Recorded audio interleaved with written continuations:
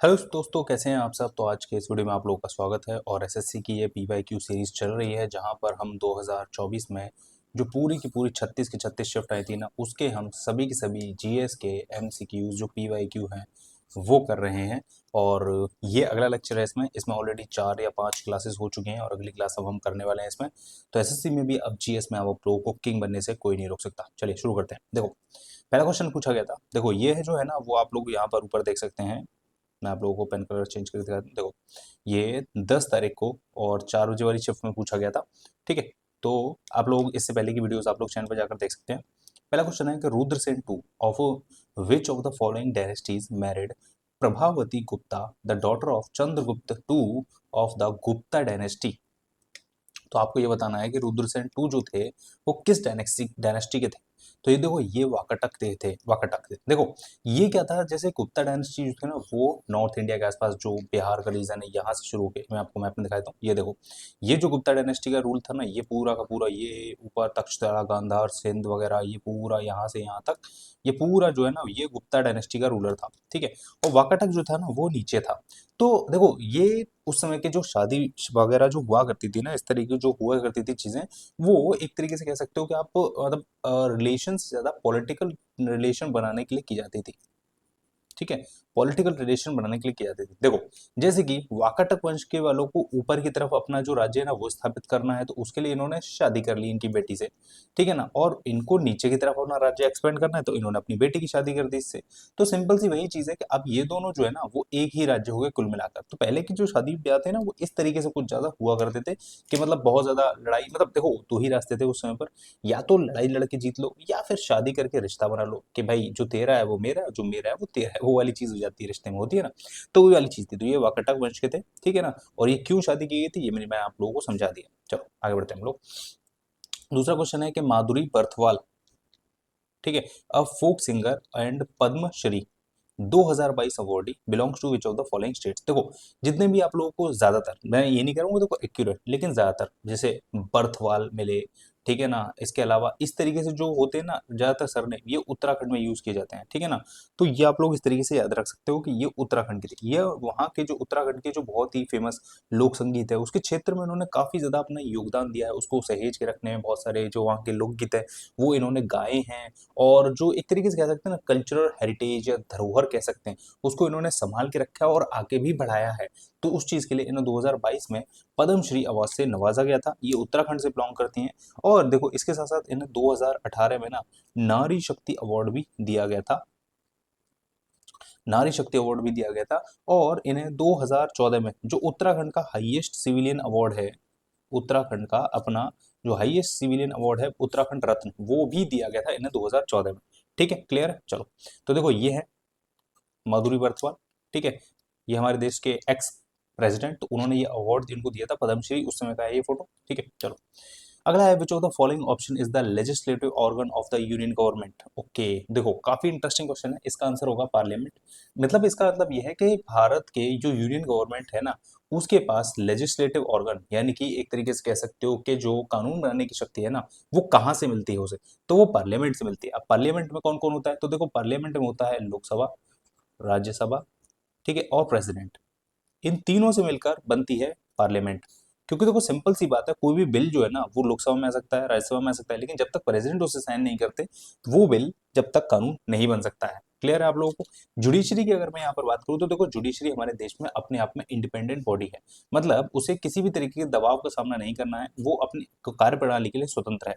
Legislative assembly ये राज्यों के लिए होती है, तो इसका यूनियन गवर्नमेंट से कोई लेना देना नहीं। एग्जीक्यूटिव पावर भी इसी में इंक्लूड होती है, लेकिन पार्लियामेंट में सब चीजें आती हैं। ठीक है, लोकसभा जिसे हम लोअर हाउस कहते हैं, ठीक है, लोअर हाउस।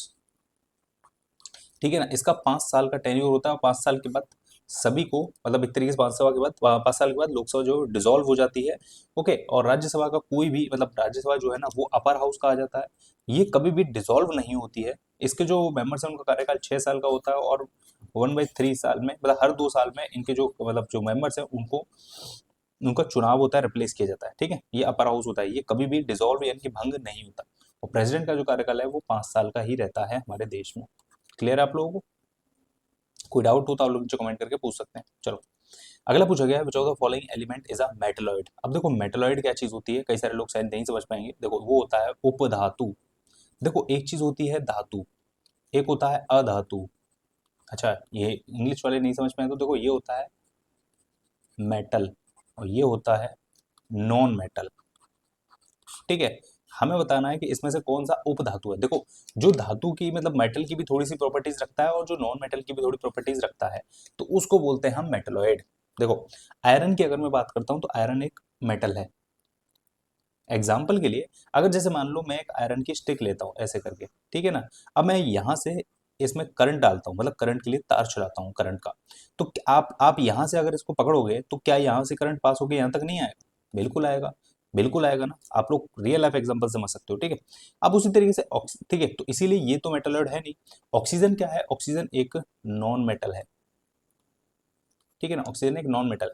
मतलब आप सिंपल से समझो, हवा में ऑक्सीजन होती है, लेकिन क्या हवा में जो करंट है वो ट्रेवल करता है? नहीं ना। ऐसे अगर मैं तार लेके, ऐसे तार को लेके ऐसे ऐसे ऐसे ऐसे हवा में घुमाऊं तो क्या लगता है, आप अगर यहाँ खड़े हो और मैं यहाँ यहाँ यहाँ तार घुमा रहा हूँ तो क्या आपके तक करंट पहुंचेगा?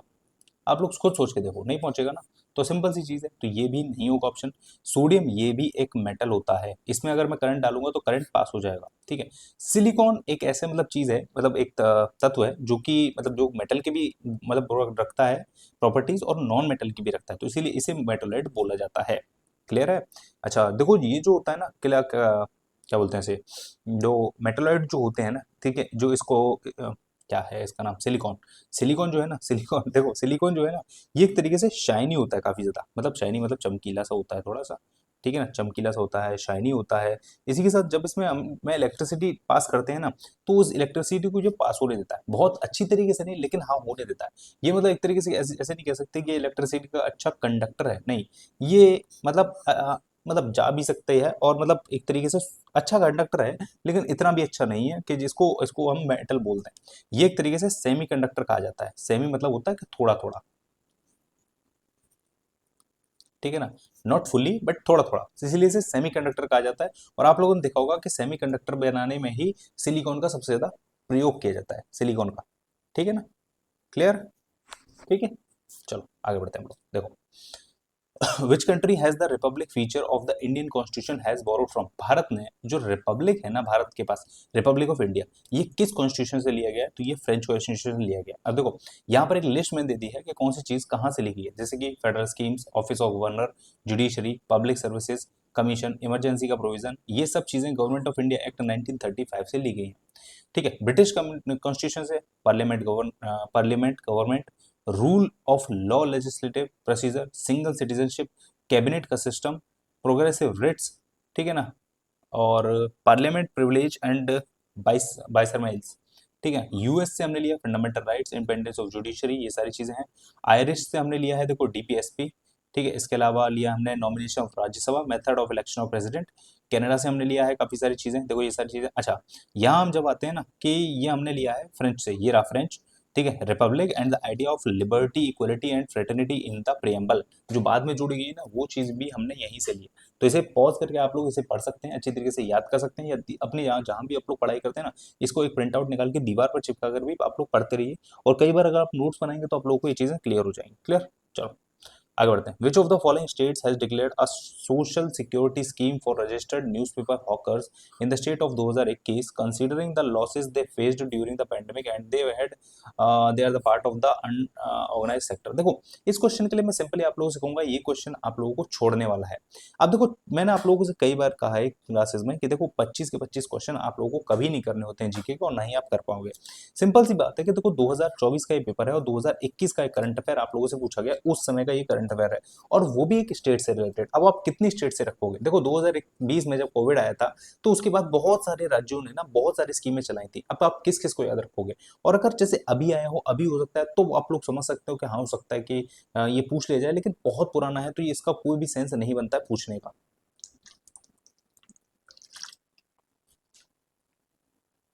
मुझे तो बस कभी कभी ये नहीं समझ में आता कि एसएससी का कैलेंडर इतना पुराना क्यों चलता है करंट अफेयर पूछने में। इसका आंसर उड़ीसा है, बट इस पर बहुत ज्यादा कुछ डिबेट करने वाला है भी नहीं। आगे बढ़ते हैं। Which of the following main accuse of the land degradation in Jharkhand and Chhattisgarh.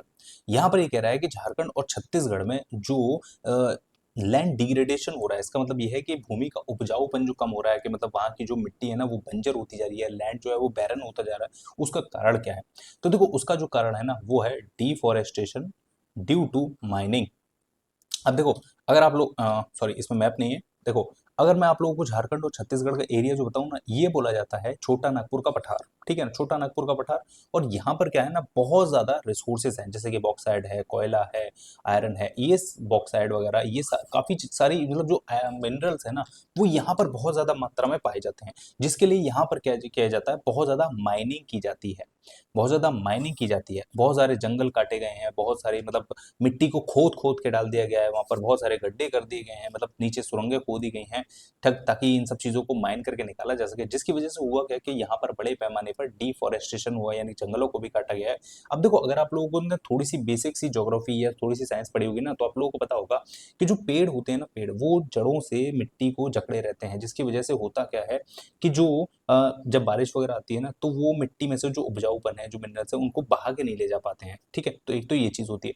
दूसरी चीज ये होती है कि देखो जब भी ना माइनिंग वगैरह की जाती है, यानी कि जमीन खोदी जाती है ना, तो वो भूमि की ना उपजाऊ परत को भी ऊपर से उखाड़ दिया जाता है। मतलब एक तरीके से जब मतलब माइन किया जाता है ना, जमीन में खोदा जाता है, तो वो मिट्टी को पूरी तरीके से बाहर निकाल देते हैं, जिससे कि उसका उपजाऊपन धीरे धीरे करके खत्म हो जाता है। तो ये एक बहुत बड़ा कारण है यहाँ पर। क्लियर है? चलो अगला।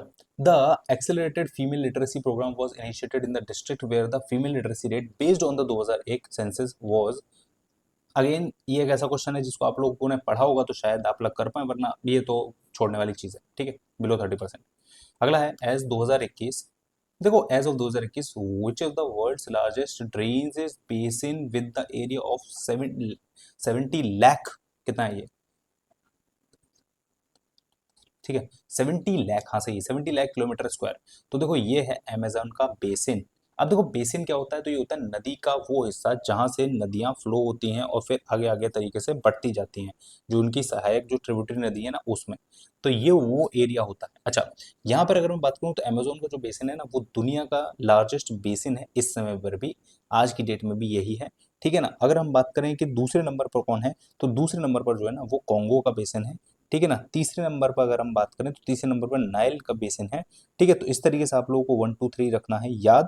ओके, और अगर हम भारत में आते हैं ना तो इंडिया में देखो, इंडिया की भी हम लोग बात कर लेते हैं।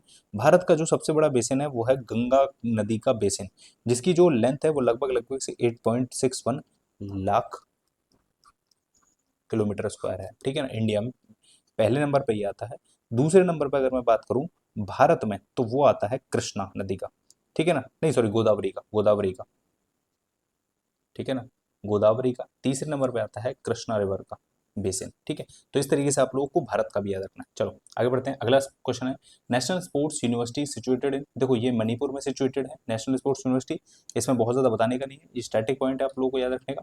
Which of the following characteristics is not of Aves. Aves क्या होता है, ये पक्षियों को वैज्ञानिक नाम है, मतलब वैज्ञानिक कैसे पहचानेंगे। देखो जब बायोलॉजी अगर आप लोगों ने थोड़ी बहुत पढ़ी होगी ना, तो सबका क्या है, अपने अपने ग्रुप बांटे गए हैं कि पक्षियों का ये है, ठीक है ना, जल में रहने सॉरी क्या बोलते हैं उसे, हाँ जल में रहने वालों का ग्रुप का नाम ये है, हाँ, और हवा में उड़ने वालों का ये है, शिकार करने वालों का ये है, मांसाहारी का ये है, इंसान का ये है, ठीक है ना, कीट पतंगों का ये है। तो सबके अपने अपने ग्रुप है, तो पक्षियों के ग्रुप का नाम जो है ना वो एविएज है। अब ये बताना है कि इनमें से कौन सा ऐसी क्वालिटी है जो एविएज में नहीं है। देखो दे हैव 4 चैम्बर्ड हार्ट, बिल्कुल सही बात है, ये होता है उनमें। They have warm blooded animals, बिल्कुल सही बात है। They breathe through the lungs, ये भी सही बात है। They give birth to live young ones with some exceptional those lay eggs, नहीं सारे ही ले एक्स करते हैं, तो ये चीज नहीं है इसमें। क्लियर? आगे बढ़ते हैं। In which of the following state is the development of rail transport is less due to its geographical conditions. देखो अगर आप लोगों को ये क्वेश्चन आप लोगों ने नहीं भी पढ़ा तो आप लोग अपने जो दिमाग है ना उसका यूज करके भी लगा सकते हो। हरियाणा, बिहार, उत्तर प्रदेश ये एक समतल मतलब समतल इस जगह पे पड़ते हैं, तो यहाँ तो ऐसा हो नहीं सकता कि यहाँ पर रेल ट्रांसपोर्ट डेवलप ना हो पाए। सिक्किम जो है ना वो काफी ज्यादा ऊंचाई पर पड़ता है, और साथ साथ यहाँ का जो काफी सारे एरिया ना वो पहाड़ वाला एरिया है, जिसमें हिमालय की चोटियां भी आती हैं, जिसकी वजह से यहाँ पर जो रेल ट्रांसपोर्ट है ना वो बहुत ज्यादा डेवलपमेंट नहीं हो पाया है, ठीक है। तो आप लोग ऐसे भी इसको लगा सकते हैं।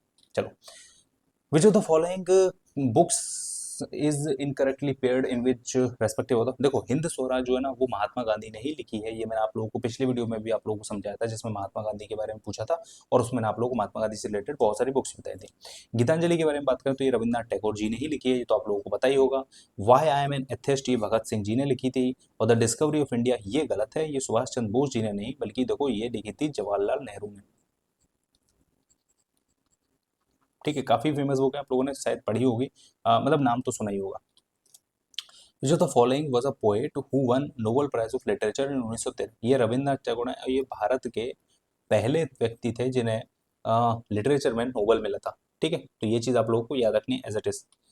In which of the following institute of Kathak dance and establishment, ये 1964 है। अगेन ये एक ऐसा क्वेश्चन है जो आप लोगों के लिए छोड़ने वाला था, आप लोगों को सॉल्व नहीं करना है ये, क्योंकि देखो सिंपल सी चीज है, अगर आप लोगों ने ये चीज नहीं पढ़ी होगी, मैं दावे से कह सकता हूँ, ठीक है ना, मैं दावे से कह सकता हूँ कि आपने ये चीज नहीं पढ़ी होगी। आगे, as of the year of 2020-21 which of the following states had the lowest unemployment rate among persons with age of 15 years and the above। देखो अगेन एक ऐसा क्वेश्चन है जो आप लोगों के लिए छोड़ने का है, क्योंकि देखो एक तो 2020-21 का डेटा है वो पूछा गया है, 2024 में आपसे पूछा गया है, और उसमें भी आप लोगों से पूछा गया है कि स्टेट, ठीक है ना, एक तो होता है कि कंट्री लेवल पर अगर होता तो पूछ लिया जाता कि भाई चलो हम कि मतलब भारत से रिलेटेड कोई डेटा पूछा है तो चलो समझ में भी आता है, लेकिन स्टेट टू स्टेट तो आप लोगों को बस तुक्के में सही हो जाए तो हो जाए, लेकिन ऐसे तो नहीं होना। ठीक है, चलो आगे बढ़ते हैं। When was the Indian hockey federation established, तो ये 1925 में एस्टेब्लिश हुई थी। ओलंपिक में भारत ने सबसे ज्यादा अगर किसी चीज में मेडल जीते हैं ना तो वो हॉकी में ही जीते हैं। ठीक है ना, कितने गोल्ड जीते हैं भारत ने अभी तक हॉकी में, ये आप लोगों को कमेंट करके बताना है मुझे नीचे। ठीक है ना, उम्मीद करता हूँ आप लोग कमेंट करके जरूर बताएंगे। और अगर इसके हेडक्वार्टर की अगर हम बात करें तो हेडक्वार्टर जो है ना वो इसका न्यू दिल्ली में है, और इसके जो अभी के प्रेसिडेंट जो है ना वो है दिलीप टर्की। ठीक है ना, ये इस समय पर इसके प्रेसिडेंट है। क्लियर, चलो। Which cell organella is defined as the small round organella that undergoes oxidation reaction to produce hydrogen per peroxide। ठीक है ना, देखो अगर आप लोगों को ये चीज दिख जाए ना कहीं पर पेरोक्साइड, तो इसका आंसर पहली बात तो प्रोक्सिमम होगा, प्रोक्सीसम। ठीक है ना, अब देखो इसको आप लोग समझने के लिए थोड़ा सा ऐसे भी समझ सकते हो कि जो सेंट्रोसोम है ये आप लोगों का सेल डिवीजन में हेल्प करता है। Cell division in the sense कि जब भी आप लोगों का कोई भी सेल खराब हो जाता है तो बगल वाला जो सेल होता है ना वो उसको मतलब अपने आप को डिवाइड करके उसको भर देता है और उसको पूर्ति कर लेता है। तो इसका भी कोई भी रोल नहीं होता है ऑक्सीडेशन वगैरह। अच्छा, ऑक्सीडेशन क्या होता है? ऑक्सीडेशन वो प्रक्रिया होती है जिसके थ्रू मतलब जो सेल है मतलब सॉरी जो सेल है ना वो दो चीजों में टूट जाता है। अब वो क्या चीज है वो मैं आप लोगों को आगे समझाता हूँ। वैक्यूल जो है ना, वैक्यूल क्या होता है कि ये खाना और पानी स्टोर करने के काम आता है। ठीक है ना, खास करके पानी। न्यूक्लियस जो है ना ये डीएनए को स्टोर करके रखता है। ठीक है, तो इसका इन सब चीजों में ऑक्सीडेशन में कोई भी रोल नहीं है। ठीक है ना, और इसमें जो पैरोक्सिम सम है ना यही काम आता है। क्लियर है? अब देखो होता क्या है ना, शरीर के अंदर कुछ भी चीजों को तोड़ना वो ऑक्सीडेशन की क्रिया कहलाती है। अब जैसे हाइड्रोजन पेरोक्साइड जो होता है ना, जैसे कि हाइड्रोजन पेरोक्साइड होता है H2O2। ठीक है ना, अब इसमें एक तरीके का मतलब कह सकते हो कि जब ये टूटता है, ठीक है ना, जब ये पैरोक्सिसम खुद को ही उसमें H2O2 में तोड़ता है। H2O2 जब टूटता है ना तो ये बनता है देखो H2O प्लस O2 ये बन जाता है। ठीक है ना, तो ये बन जाता है। अब सिंपल सी अच्छा, ये बैलेंस कर लो यहाँ से ये। ठीक है ना, फिर आपको हो गया, और ना ये इतने ज्यादा कैसे होगा। ठीक है, तो ये चीज हो जाती है। अब अगर आप लोगों को यहाँ पर एक चीज समझ में आए तो देखो ये दो चीजों में टूट गई, यानी कि ये ऑक्सीडेशन की प्रक्रिया कर रही है। क्लियर है आप लोगों को, ये चीज समझ में आ रही है? ठीक है, चलो आगे बढ़ते हैं। देखो कोई चीज समझ में नहीं आया तो नीचे आप कमेंट में पूछ सकते हैं। The cause of the redox reaction is the, देखो रेडॉक्स रिएक्शन वो होती है जिसमें ऑक्सीडेशन और क्या बोलते हैं उसे, ऑक्सीकरण और अपचयन, ठीक है, दोनों जो है ना वो साथ में होते हैं। इंग्लिश मेरे को अभी याद नहीं आ रही है उसका एग्जैक्ट वर्ड क्या था, ऑक्सीडेशन और एक और है मेरे को याद नहीं आ रहा। ठीक है ना, तो आप लोग देख लेना। उसके अलावा देखो होता क्या है ना, ये क्या होता है, दो एक तरीके से कह सकते हो जो तत्व होते हैं ना, ठीक है, उनमें ये रिएक्शन होती है और इनमें क्या होता है, इलेक्ट्रॉन का आदान प्रदान होता है। या तो तत्व इलेक्ट्रॉन पाता है या इलेक्ट्रॉन खोता है। ठीक है ना, तो सिंपल सी चीज है, इलेक्ट्रॉन इलेक्ट्रॉन इससे रिलेटेड है, तो देखो ये न्यूट्रॉन है ये हेलोट्रॉन है, तो इनसे तो मतलब है ही नहीं, तो इनको तो हम चेक करेंगे ही नहीं। अब सिंपल सी चीज है, जो रिएक्ट करेंगे ना ये उन्हीं में इलेक्ट्रॉन इधर से उधर जाएंगे, प्रोडक्ट का तो हमें कोई मतलब ही नहीं है। ठीक है, तो ये भी गलत हो गया, तो आंसर यही सही हो गया। देखो सारे ही क्वेश्चन आप लोगों को मतलब एक तरीके से पढ़ के ही, मतलब एक तरीके से उससे नॉलेज से ही नहीं लगाना, कुछ तो अपने दिमाग का यूज कीजिए और एलिमिनेशन मेथड लगाइए, तो उस तरीके से आप लोग पेपर आसानी से सॉल्व कर पाएंगे। अब देखो अगला क्वेश्चन है कि Sangken is a festival celebrated in Arunachal Pradesh by the people which of the following religions. तो देखो बुद्ध धर्म द्वारा ये किया जाता है, ठीक है ना, बुद्ध धर्म द्वारा। और बुद्ध में भी एक खास, मतलब एक तरीके से कह सकते हैं हम लोग, वहां पर समुदाय रहता है जिन्हें बोला जाता है खेरवाद बौद्ध। ठीक है, अब ये होता क्या है, देखो सिम ये जो होता है ना संकेन, ये जो होता है ना वो बुद्धिस्ट का न्यू ईयर होता है, ठीक है ना, ये बुद्धिस्ट का न्यू ईयर होता है, ये बुद्धिस्ट का न्यू ईयर होता है। सिंपल सी चीज़ है, ये काफ़ी ज़्यादा मतलब शांति और संप्रदाय का प्रतीक होता है। ये अपना न्यू ईयर मनाते हैं इस तरीके से, मतलब भगवान की पूजा करते हैं, शांति करते हैं, भजन कीर्तन, मतलब जो भी इनके रिचुअल्स होते हैं ना उनको करते हैं, ये उस तरीके से यहाँ पर ये मनाया जाता है। ठीक है, अगर हम बात करें देखो इस्लाम में, तो इस्लाम का ऐसा कोई पर्टिकुलर नहीं दिया गया है, बट ठीक है ना, जब ये चांद वगैरह पर डिपेंड करता है कि जब चांद निकलेगा उससे रिलेटेड, मतलब ये सारी चीज़ें हैं। ठीक है, जैनिज्म में अगर हम बात करें तो ये दीपावली के अगले दिन, ठीक है, दीपावली के नेक्स्ट डे नया साल इनका शुरू होता है। हिंदुइज्म में बात करें तो देखो वैसे तो हिंदू में जो चैत्र होता है ना, चैत्र, उसका पहला दिन ही न्यू ईयर माना जाता है, बट अलग अलग जगह पर अलग अलग राज्यों में अलग अलग न्यू ईयर मनाए जाते हैं हमारे यहाँ। जैसे देखो कुछ मैं आप लोगों को बता दे रहा हूँ, जैसे गुड़ी पाड़वा, ये महाराष्ट्र में न्यू ईयर मनाया जाता है, ठीक है ना। बैसाखी, ये पंजाब में न्यू ईयर मनाया जाता है, ठीक है ना। विशु, ये केरल में न्यू ईयर मनाया जाता है, ठीक है ना। इसके अलावा उगाड़ी, ठीक है, ये आपका आंध्र प्रदेश, तेलंगाना, कर्नाटक, यहाँ पर इसलिए न्यू ईयर मनाया जाता है। क्लियर, चलो। Which of the following will be benefited by the मुख्यमंत्री सुख आश्रय योजना अप्रूव्ड बाय हिमाचल प्रदेश। ठीक है, तो ये देखो आप लोग एक चीज समझ सकते हो, देखो जहां पर आश्रय देने वाली बात होती है, देखो स्टूडेंट और टीचर को तो आश्रय देंगे नहीं ये लोग, ठीक है। अनएम्प्लॉयमेंट यूथ को भी आश्रय नहीं देंगे, फार्मर और एग्रीकल्चर लेबर्स को आश्रय नहीं देंगे। ये लोग आश्रय किसको दिया जाएगा, जो ऑर्फन्स हैं, स्पेशली एबल्ड, मतलब जो चिल्ड्रंस हैं, मतलब एक तरीके से जो थोड़ा दिमागी रूप से कमजोर वगैरह ना, उनको दिया जाएगा। और के जो डेस्टिनेटिव वुमेन और सीनियर सिटीजन हैं उनको ही आश्रय दिया जाएगा। अगेन ये एक स्टेट रिलेटेड स्कीम है, तो बहुत ज़्यादा आप लोगों को हाइपर नहीं होना है कि ये हमें पता है नहीं पता है, कोई दिक्कत वाली बात नहीं है, कुछ क्वेश्चन आप लोगों को छोड़ने ही होते हैं। चलो, which of the following is the aim of PM Ujjwala 2.0 योजना लॉन्च इन अगस्त 2021। पहली बात तो ये देखो 21 का डेटा 2024 में पूछता है, पता नहीं यार एसएससी को क्या सोचता है, मेरे को समझ में नहीं आता कभी कभी। देखो 2016 में ये पीएम उज्ज्वला योजना शुरू की गई थी। क्यों? क्योंकि देखो भारत सरकार ने ये सोचा कि धीरे धीरे करके काफी ज्यादा जो ईंधन, मतलब ईंधन के तौर पे जो, मतलब एक तरीके से लकड़ी वगैरह काट के जलाई जा रही है, गोबर वगैरह काट के, सॉरी, तो गोबर वगैरह के कंडे वगैरह जलाए जा रहे हैं, और भी कई सारी चीजें हैं जो चूल्हे में जलाई जाती हैं, जिससे क्या होता है, बहुत ज्यादा पॉल्यूशन होता है जिसकी वजह से ग्लोबल वार्मिंग हो रही है। तो इन सब चीजों को रोकने के लिए, और साथ साथ उससे काफी ज्यादा मतलब जो महिलाएं हैं खास करके गरीब घरों में, उनको काफी ज्यादा दिक्कत भी होती है, ठीक है ना, धुआं वगैरह होता है, आंखों में भी दिक्कत होती है, एनवायरनमेंट को भी हार्म होता है, और भी कई सारी तरीके की दिक्कतें हैं। तो जिसके लिए सरकार ने एक योजना निकाली, पीएम उज्ज्वला योजना, जिसमें सरकार खुद फ्री में, मतलब कुछ, मतलब फ्री में गरीब लोगों को गैस सिलेंडर और चूल्हा दे रही थी, ठीक है। तो वो स्कीम यहाँ पर लगाई गई, और शुरू में ये सोचा गया कि भारत ने सोचा कि भाई 5 करोड़, सॉरी 50 करोड़, 50 करोड़ लोगों को यहाँ पर ये सुविधा का लाभ दिया जाएगा, ठीक है ना। 2019 में इसका एक और फेस लॉन्च किया गया, ठीक है ना। अब 2021 में इसका 2.0 वर्जन इशू किया गया, जिसमें जो लोग रह गए थे उन सब लोगों को, बीपीएल कार्ड्स वालों को, और भी जो मतलब रह गए थे उन सबको यहाँ पर एम रखा गया कि 10 मिलियन लोगों को यहाँ पर जो है ना, 10 करोड़ लोगों को एलपीजी कलेक्शन प्रोवाइड किया जाएगा, ठीक है ना। और मैं आप लोगों को बता दूं कि 2025 में मार्च के महीने में सरकार ने ये डेटा जारी किया था कि हम लोगों ने 10 मिलियन से ज़्यादा लोगों को हमने जो कनेक्शन है वो ऑलरेडी दे दिया है, मतलब ये योजना सफल रही। आगे बढ़ते हैं। MG music award is presented annually by which of the following state. तो ये नागालैंड में मनाया जाता है। साल 2021 में जो वहाँ की कल्चरल हेरिटेज, वहाँ की जो डांस, वहाँ की जो फोक, सॉरी डांस नहीं, म्यूजिक जो है ना, उसको बचाने के लिए और उनको प्रोत्साहन करने के लिए लोगों को, कि लोग इसको भी सीखें और इसको आगे के लिए सहेज के संभाल के रखा जा सके, उसके लिए इन अवार्ड की शुरुआत की गई थी। साल 2022 में इसका दूसरा संस्करण हुआ था, उसके बाद इसका नहीं हुआ है संस्करण, ड्यू टू वहाँ पर वायलेंस वगैरह हो गया और काफ़ी सारी चीज़ हो गई, इसकी वजह से 2021 में ये वर्चुअली हुआ था, लेकिन 2022 में वहाँ पर स्टेडियम में इस चीज़ को कराया गया था, ठीक है ना। तो ये चीज़ आप लोगों को क्लियर हो गई, आई होप आप लोगों को क्लियर हो गई होगी, ठीक। चलो आगे बढ़ते हैं।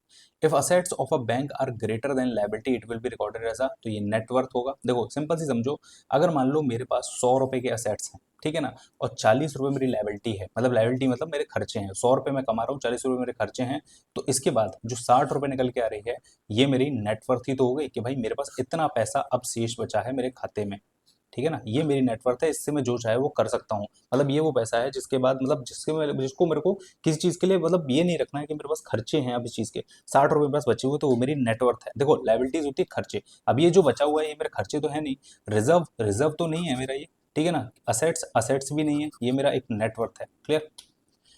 आगे बढ़ते हैं। Which of the following departments of Delhi sultanate was reorganised by Balban, तो ये देखो ये था एक तो देखो चारों के बारे में समझ लेते हैं हम लोग।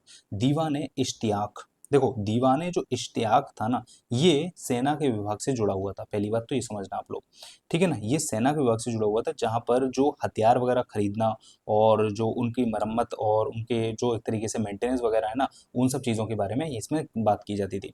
ये भी सेना से जुड़ा हुआ था, लेकिन इसमें क्या था कि सेना में भर्ती होना, ठीक है ना, भर्ती होने वाले लोग, उनका वेतन, वेतन को बढ़ाने का कामकाज, ठीक है ना, ये सारी चीज़ें इसमें की जाती थी, ठीक है। दीवाने ये क्या है, रिसालत, रिसालत का मतलब जो होता है ना, वो होता है एक तरीके से पैगाम, पैगाम या संदेश, इसका मतलब ये होता है, ठीक है ना, पैगाम या संदेश होता है इसका मतलब। और ये धार्मिक चीज़ों, सॉरी, हाँ ये धार्मिक चीज़ों से जुड़ा हुआ था, ठीक है ना, धार्मिक चीज़ों से जुड़ा हुआ था, ठीक है, ओके। और मुश्तका राज, दीवाने मुश्तका राज, ये जो था ना, ये राजस्व विभाग से संबंधित था, मतलब टैक्स लगाना, टैक्स देना, टैक्स पर छूट देना, जितने भी फाइनेंशियल जो मामले थे ना, वो सब इसमें देखे जाते थे।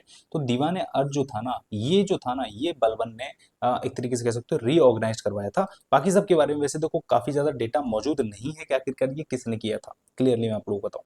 चलो, तो देखो ये था आज का 25 क्वेश्चंस का एक सेट, जो हम लोगों ने प्रीवियस ईयर वाले में से कंप्लीट किया।